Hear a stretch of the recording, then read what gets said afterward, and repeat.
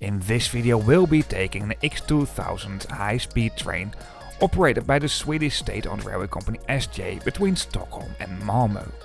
Even though I travelled from Malmö to Stockholm, in this video I'll feature the railway station of Stockholm Central, what is the busiest railway station in all of Scandinavia. What also makes sense actually, because Stockholm is also the biggest city in all of Scandinavia. Today we'll be travelling on a non-refurbished X2000 train. Join us on this X2000 higher speed train between Malmö Central and Stockholm Central, the busiest railway station in all of Scandinavia. For now, let's get this video on the track and let's roll. The intro. Oh, you're so good, I didn't prepare you at all. So let's roll the intro.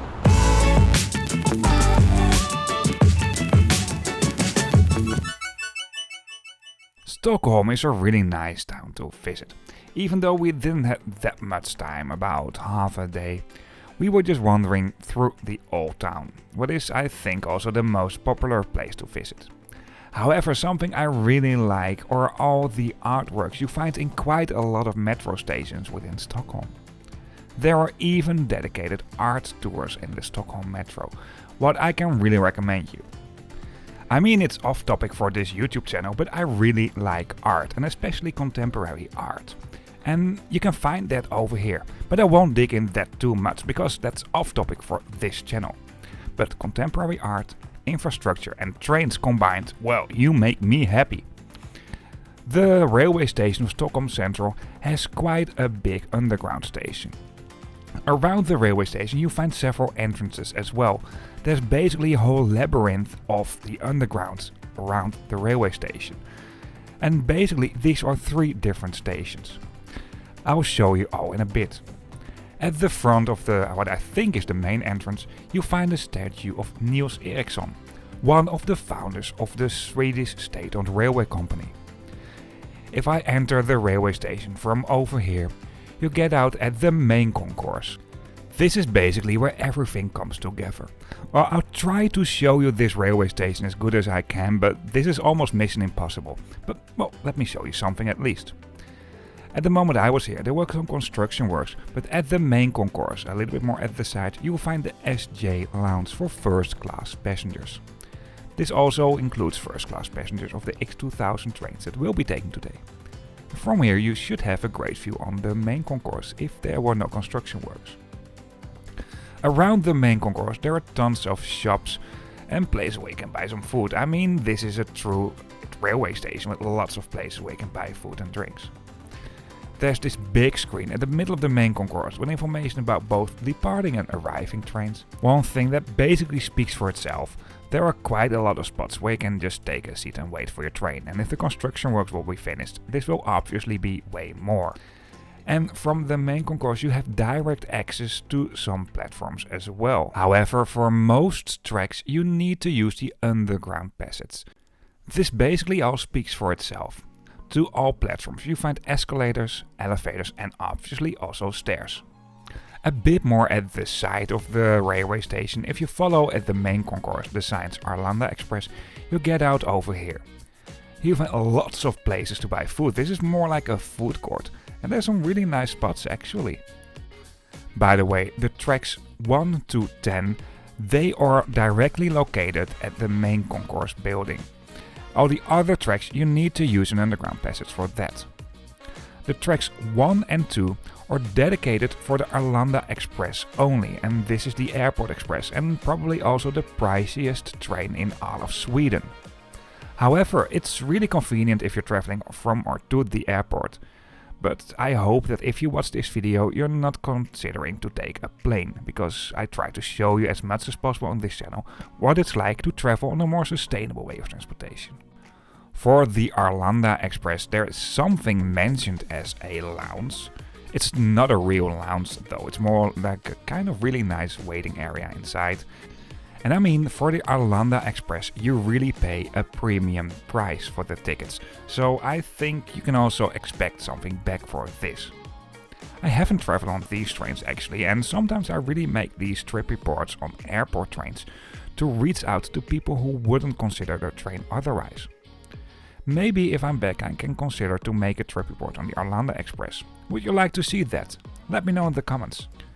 Next to the exit at the railway station of the Arlanda Express you find the taxi stand, and basically you find taxi stands all over in this railway station. Because there's so many entrances and exits, it's really huge. But I already told you, it's gonna be hard to cover this railway station and to do it justice.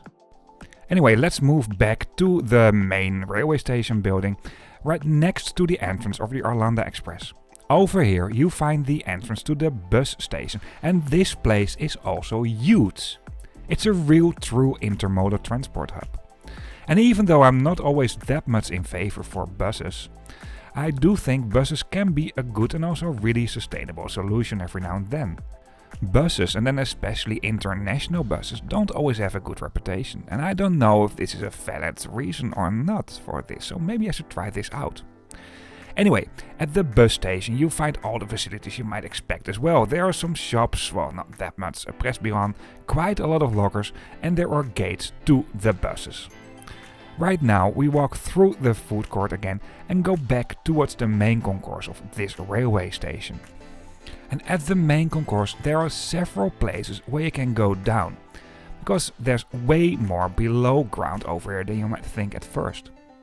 Obviously you also find lots of shops and railway related services around here, like for example some lockers here on the right, then there's also a full-sized supermarket for example. Basically everything has been marked crystal clear with signs. This is obviously all in Swedish but also in English. Quite a lot of announcements are in English as well, so if you don't speak Swedish you don't have to worry. Apart from that, Swedish people do speak very good English.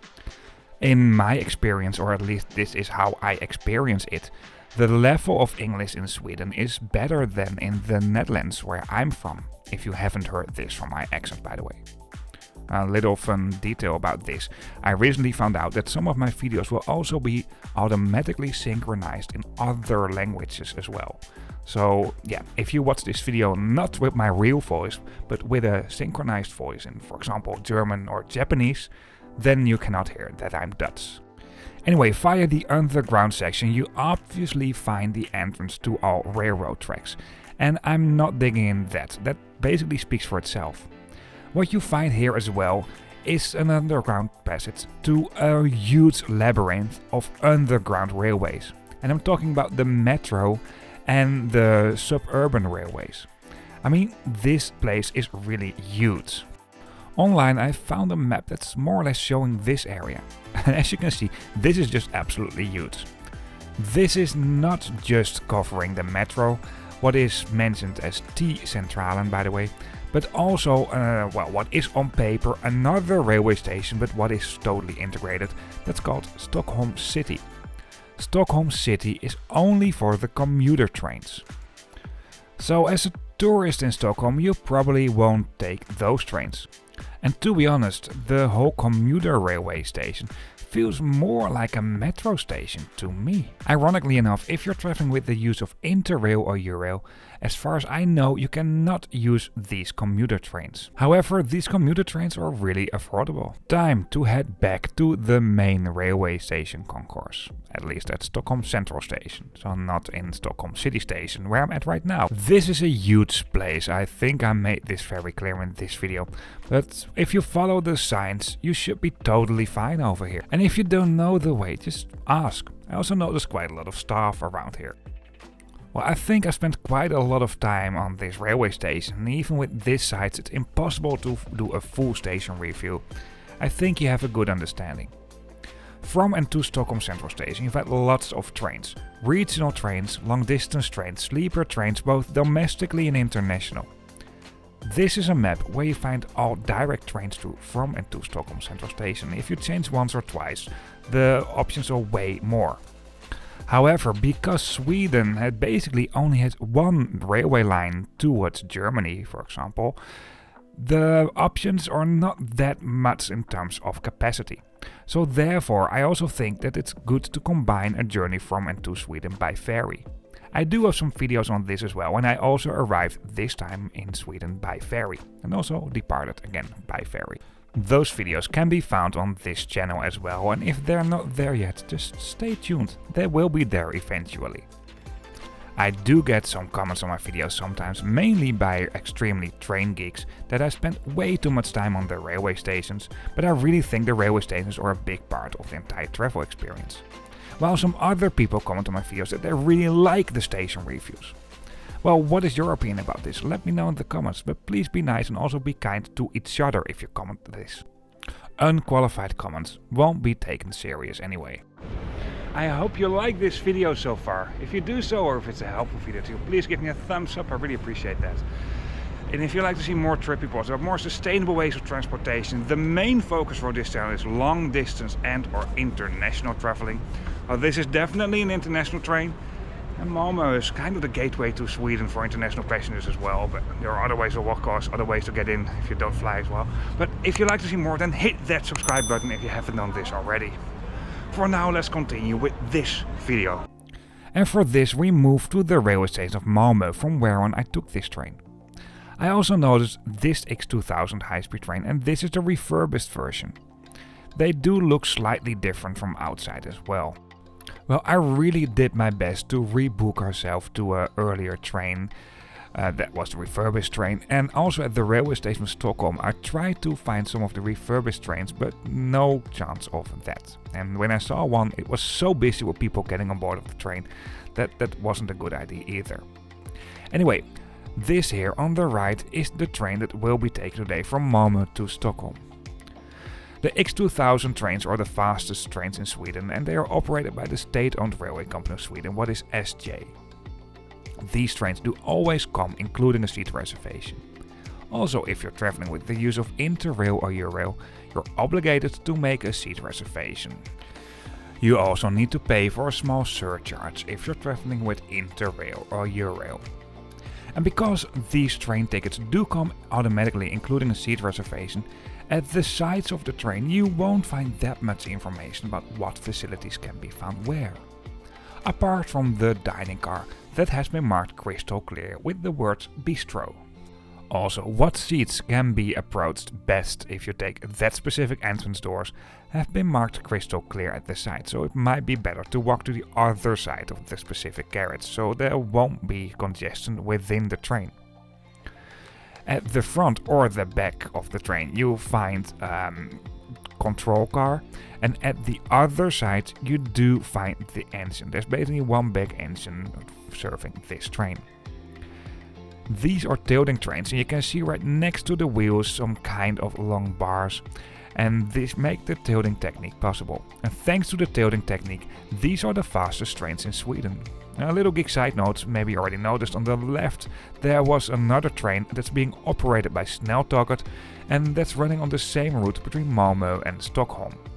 There is some competition in Sweden on the popular routes. Snälltåget is even competing with the state-owned railway company of Sweden, what is SJ, on the route Stockholm, Malmö, Berlin. Sometimes I do have a little bit mixed feeling about competition, because I think railways should also be a service to the public. However, one thing is for sure, these trains in Sweden do book out pretty often, and especially on busy days, so therefore extra capacity is very much appreciated. If you book your train ticket last minute, there might be no seats available. So please take this in account, book your train tickets a bit more in advance. Then you should be fine. This also counts for if you're traveling with Interrail or Eurail. Make your reservation more in advance. Well, before I show you the interior of the train, let me show you something about how to book train ticket. At the very moment of recording, what is at the beginning of 2025, I cannot book train tickets yet via basically my favorite websites to book train tickets within Europe, what is Trainline. I can book tickets though from Malmö to Stockholm or the other way around via Trainline, but then only by bus, so I only get to see buses, while there are trains obviously as well. So the best website to book train tickets is basically the website of SJ, the state-owned railway company of Sweden. Also, tickets for the Snälltåget train, or at least the competition on the same route by train, can be purchased through the SJ website, and pretty often those trains are cheaper. If you're traveling with Interrail, you can make a reservation over here as well. You need to give in your Interrail card number at this section over here. It needs to be a valid number. If you're traveling with a paper ticket, the pass cover number should be fine. Well, over here you get to see an overview of the trains, and as you can see, the prices are very different. This basically has to do with the fact that the train tickets are based on demand. So, first of all, how popular are these trains going to be? And second of all, how many tickets have been booked already for these trains? What I like about this website is that I also get to see what kind of train will be used. And as you maybe already just noticed, you also find a sleeper train on this route. That one takes obviously more time because it's just not long enough for a sleeper train in my opinion. Anyway, over here I found the cheapest train on the selected date. And you find basically 3 different classes and 2 different kinds of tickets. On the map you can select what seat you'd like to have, and as you can see there's still quite a lot available. There is a special area that is only allowed for if you're traveling with a dog, and that's over here, or pets in general. And then you find the pet-free areas. I really like this, by the way, and I like to see this a little bit more within trains in Europe. In general in Scandinavia they do a good job on this. Then you find basically 3 different classes, and per class you find 2 different kinds of tickets. You have second class, what obviously comes in the biggest capacity, second class calm, and first class. And then you find non-refundable or non-rebookable and refundable tickets. The refundable tickets do have basically the full fare, so you pay the full price for that. And basically that is around €75. If you count 10 krona as €1, you are very safe in general. The same thing counts by the way for dollars, but then you're pretty safe as well. The lowest ticket prices possible in my not very in-depth research by the way are 245 krona. What is a little over €20. At the moment you book your ticket you can also add meals. This is not automatically included, even not if you're traveling in first class. You need to add this yourself, but personally I prefer to walk to the dining car. The refurbished trains of the X2000 high-speed trains do offer a higher capacity, and this is very much needed as well. As far as I noticed, this mainly will be done by making the first class a little bit smaller, and to be honest, the second class calm can also be smaller or at least have some more seats. I like it already that you pay extra to be in the silence zone. So people who book this also really want to be in a silent zone. It's not that they accidentally booked a ticket in the silent zone. At the moment we could board a train, I went in immediately, and after dumping my luggage I just walked through the train. And for this I'll start with the train review, and I'll start off in the first class. Within the luggage racks you find a reading light, and there's a very decent amount of legroom. First class comes in a 2x1 configuration, just like basically anywhere within European trains for first class. You obviously have the overhead luggage racks, but this is a long distance train, so obviously there are also dedicated luggage racks throughout the train. These trains do look a little bit outdated though, and therefore I think it's good that they're gonna refurbish these trains. But they're actually still pretty fine and really comfortable.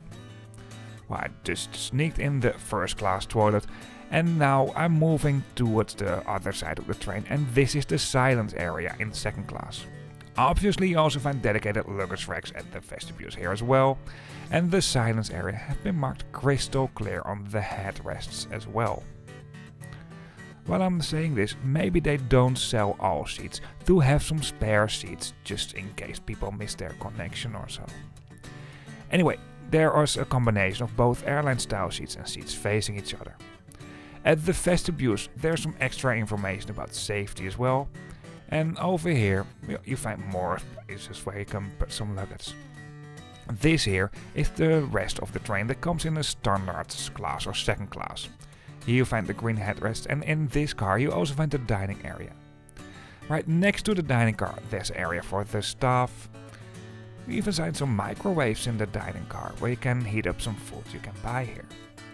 I really like the fact that you can just take the food here and pay at the counter. By the way, if you buy 1 cup of coffee, you can tap unlimited coffee over here. and there's some spots where you can take a seat as well over here. And to me, a dining car on board of the train is such a big part of the entire travel experience. Obviously I went here as well. We had some coffee and some spaghetti. On one hand, it's a bit a pity that you have to heat up some things in the microwave yourself, but on the other hand, in many other trains this is also the case and the staff will do it for you. And this way you can keep the costs low as well, what is obviously benefiting both the railway company and the passengers. By the way, Sneltåget, that's also operating on the same route between Malmö and Stockholm, is famous for their dining car as well. I haven't traveled with them yet, but I love to do that as well. Will probably just be a matter of time. Anyway, my girlfriend was patiently waiting at our seat while I was recording the train. I really like the fact that I can combine our holidays with my YouTube channel as well. Anyway, let's continue with the train tour in the standard class. And as you can see, most seats do come in an airline style composition. However, you do find some seats facing each other as well, and in that case there's a bigger table between the seats. I'll show you all the seats later on in the video. At the very end or beginning of the train, depending what way the train is moving, you will find this special area for people traveling in a wheelchair or people who need some help to board the train. This here are a kind of elevators that can be put out and can be used to lift someone from the platform into the train. Even though you won't say that these trains are easy accessible at first, they do have ways to make it easy accessible, what is absolutely great. This is the accessible area in the standard class or second class. Let it be no surprise that close to this area you also find the accessible toilet. Just like pretty common along accessible toilets in European trains, this toilet can also be used as a diaper changing facility for if you're traveling with a little baby. This toilet is more spacious than the other toilets, but it's definitely not the most spacious toilet I've ever seen on a train. However, because this is a tilting train, the body of the train is a little bit smaller than for most regular trains that do operate on the same route. And of course, no train tour is complete without showing you the regular toilets as well, what you obviously find most on board of these trains. And these are the regular toilets. They're basically all the same. And most importantly, during my ride it was clean and things worked, although I had a little bit difficulties by finding the button for the water tap. But well, it all worked fine. I briefly already showed you the seats in first class, but now let me show you the seats in standard class. There are some seats facing each other with a bigger table in between, and you can fold this table out to make it slightly bigger. Like I already mentioned, for luggage you do find special luggage racks within the open compartments and also at the vestibule, so at the beginning and the end of these carriages. And obviously you have the overhead luggage racks throughout the train that was big enough to accommodate my big backpack and my girlfriend her suitcase. For the airline style seats you do find a small tray table in the seat in front of you. It's not very big, but it's definitely not too small. The seats can be reclined and the amount of legroom is pretty generous. We even had some room to put our bags here. Some of the bags. Power sockets are located between the seats. The seat numbers are located within the luggage racks and all seats do have a reading light. The button to operate the reading light is located within the seat. There's also an entertainment system that works with a 3.5mm plug, but honestly I don't know if it's working and I didn't test it out. Free Wi-Fi is available, and if you really get bored, there's also an onboard and magazine, but it's only in Swedish for obvious reasons. Even though we didn't need it during this ride, all windows do have a sunscreen. Before I show you the views from the train, what is honestly not that special on the day I traveled because it was a rather great day, let's take a close look on the environmental impact if you're traveling on this route by train, car or plane. Obviously the train is the absolutely winner. Also when it comes to the travel time, the train is the winner on this route. Well, this data always comes with some nuances, it's not that black and white, but obviously the train is the most sustainable way of transportation, this is why I show you. However, if I look up this specific data for Sweden and I mention that I want to have the data based on green electricity that is being used by the railways and not on the national average electricity, then the carbon dioxide would end up on 0.0. And that's impossible. Even for renewable energy, there's always some carbon dioxide pollution. And apart from that, maintenance for the railroad tracks and the trains is also needed, and this should be taken in account as well if you're looking at the carbon dioxide per traveled distance. Therefore, in this graph, I use the average energy that's being used in Sweden, so this also includes the not green electricity. My overall conclusion for these trains is I like them. They're comfortable, but they really do show their age and therefore they need to be refurbished, and I think it's also great that there will be a higher capacity for these trains. For now, I'll show you some views from the train. This will not be for the entire route because it got dark at the last section of the route. And also I do have to say, it was not the most sunny day. It was a rather grey winter day, so it might not look that appealing as I make the same journey in the spring or summer, for example. And even though I personally would not consider this as a scenic journey, I would absolutely not consider this as a non-scenic journey. But once again, the views from the train at the day I travelled are not that great. And because it got dark for the last section, I didn't film all the way.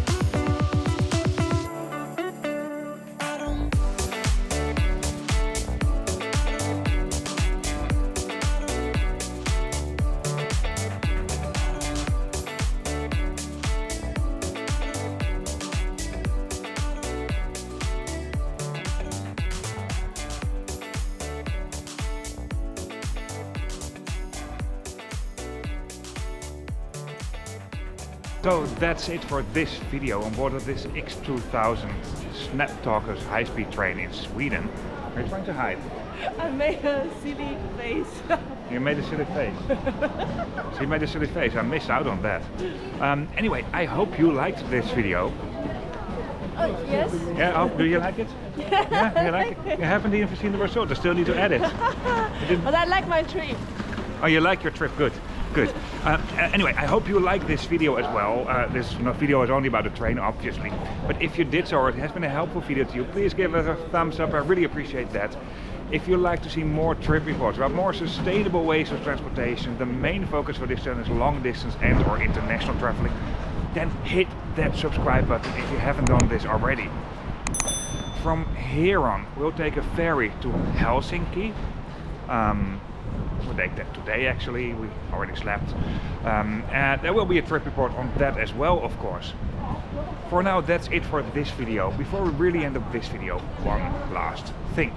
If you're interested in other videos, of course you can find them on this channel, and you can also subscribe to see new videos coming up. Apart from that, in the description of this video on YouTube, you also find a link to a map, and on this map you can find all videos as well, but then on a map. You can also find me on the socials, Blue Sky and Instagram. See you on the next video.